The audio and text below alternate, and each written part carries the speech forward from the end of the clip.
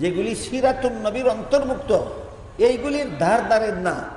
আর যে জন্মের কাহিনী না শুনলেও ফরজ আমল করা যায়, না শুনলেও ওয়াজিব আমল করা যায়, না শুনলেও সুন্নাত আমল করা যায়, সেই নবীর জন্ম, নবীর জন্মকে মিলাদুন নবী বলা হয়। সেই মিলাদুন নবী নিয়ে ব্যস্ত থাকেন, সিরাতুন নবীর ধার ধারের না। আপনি ধরলেন কোনটা, ছাড়লেন কোনটা? এই একজন মুরব্বী জবাব দিছে, ধরলেন নফল, ছাড়লেন ফরজ। ধরলেন নফল, ছাড়লেন ফরজ। কেতটা বড় বুদ্ধিমান যারা নফল দইরা ফরজ ছেড়ে দেয়।